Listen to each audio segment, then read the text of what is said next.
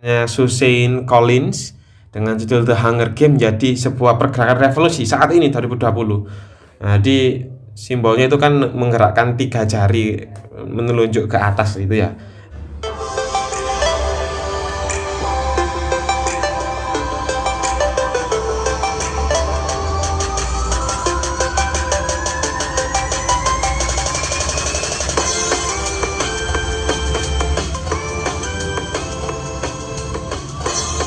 Assalamualaikum warahmatullahi wabarakatuh. Kembali dengan saya Ahmad Iqlil Saifullah dengan materi yang sangat saya sukai di sini, Introduction to Educational Literature. Kali ini kita akan membahas terkait Sociology of Literature and Introduction. Jadi untuk pemula ya. Oke. Di sini materi ini sangat penting karena apa? Saya sangat suka istilah sosial ini karena apa? Sosial dan sastra ini tidak akan pernah lepas. Seperti yang pernah saya jelaskan ya sebelum masuk ke materi di sini, saya dulu pernah menjelaskan terkait ini di buku saya terkait sosiologi sastra ya. Terkait di sini ada istilah race, milieu, and moment. Istilah ini istilah dari Prancis, milieu et moment ya. Race, milieu, and moment itu seperti itu maknanya. Artinya race itu adalah sebuah bangsa, suku, bangsa, negara ataupun tempat ya di mana karya itu muncul. Terus milieu itu di sini diartikan lingkungan atau situasi di sini ya. Nah, bisa jadi juga semangat zaman pada waktu itu, lingkungannya seperti apa ya. Misalkan tahun 2020 ini kita semangat zamannya tuh di virus misalkan terkait COVID-19 begitu ya, itu namanya milieu. Kalau momen terkait waktu ya, waktunya kapan, di tahun 2020 kan banyak momen, tidak hanya COVID saja, di momen yang mana misalkan terkait ada besok Desember ada peringatan Natal mungkin begitu ya, ada waktu yang spesifik kan waktu itu lebih spesifik. Nah di sini race, milieu, and moment ini menjadi patok tolak ukur sosiologi sastra. Jadi sangat yang mendasari sebuah kata sastra itu ketiga ini. Jika ketiga unsur ini sudah terpenuhi, sudah tahu di mana, kapan, semuanya apa, ini para reader, pembaca atau penikmat sastra ataupun pengarang bisa dianalisis historicalnya, oke, dan di mana tempatnya begitu. Nah, istilahnya itu sosiologi sastra adalah mimesis ya, seperti yang dulu awal saya jelaskan. Mimesis itu dari yang saya jelaskan myth of Sisyphus, legend of myth of Sisyphus, seperti makhluk yang menyerupai manusia yang dulu itu memang benar itu adalah refleksi seorang manusia ya dengan kehidupan sosialnya. Jadi memantul dari dua arah. Saya contohkan J.K. Rowling dengan judul Harry Potter ini menjadi animo sampai ada wahana dan edukasi, ada seperti Hogwarts gitu, university di Eropa sana yang memang sangat digandrungi jadi sebuah animo. Ataupun kalau di Thailand gitu ada istilahnya novel karangannya Suzanne Collins dengan judul The Hunger Games jadi sebuah pergerakan revolusi saat ini 2020. Nah di simbolnya itu kan menggerakkan 3 jari menelunjuk ke atas itu ya. Nah, itu kan simbol yang diinspirasi oleh orang-orang Thailand yang ngikut ke novelnya si Suzanne Collins ini. Oke.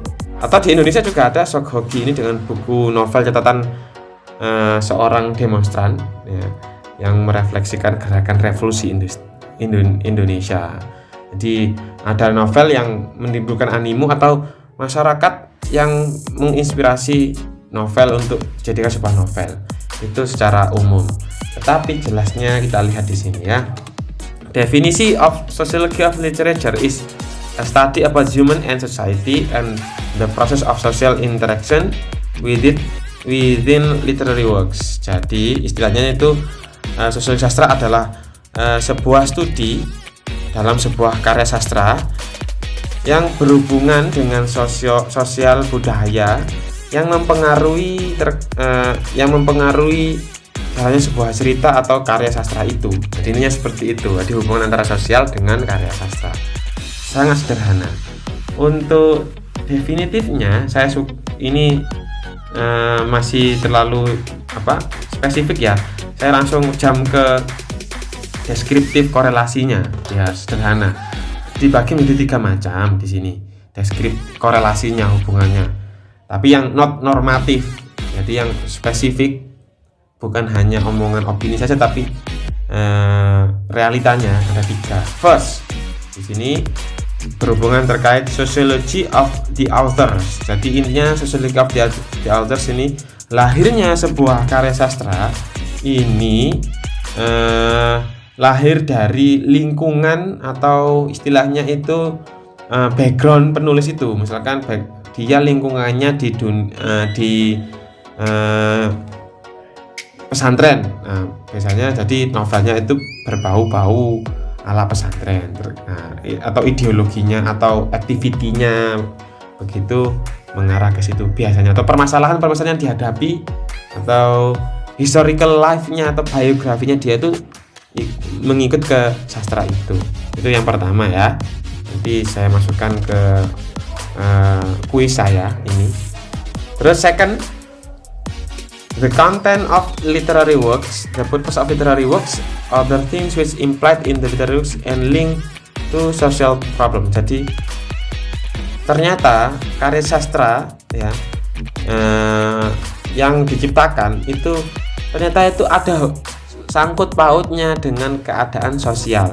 Entah itu sengaja, entah itu tidak disengaja, tapi karya sastra ini ternyata ada link terkait permasalahan sosial. Ini level nomor korelasi hubungan nomor 2. Third, yang ketiga, terkait reader problem and social impact of literary works.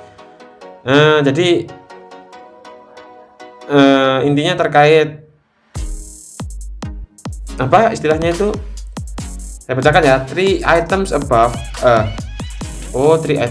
and social impact of literary works. Jadi permasalahan pembaca ini terkait pembacanya ya, dan social impact of literary work. Jadi para pembacanya ini yang memberikan impact dalam sebuah karya sastra itu.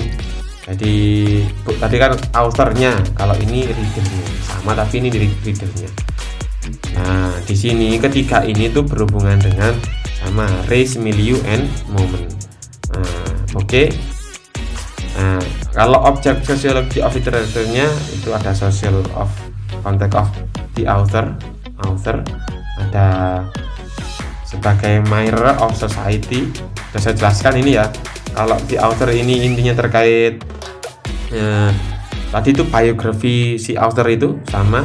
Mimesis itu refleksi dari sebuah keadaan sosial. Yang si social function of literature. Jadi di sini fungsinya function of literature. Saya bacakan. Sociological approach endeavor answer some question like to what extent literary value connected with social value, and to what extent literary value connected with social value. Jadi intinya itu sosiologi sastra ini itu seberapa jauh berhubungan dengan nilai-nilai dalam sosial. Dibagi 3 macam.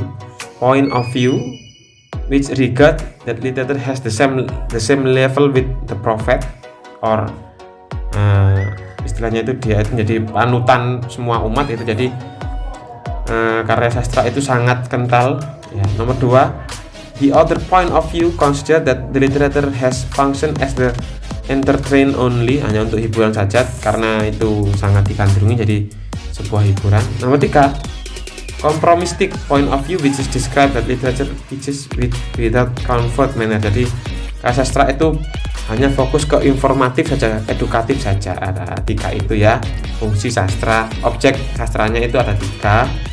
Saya ulangi lagi dari tadi itu, social context of the author, literature as mirror, dan sosial fungsinya. Oke.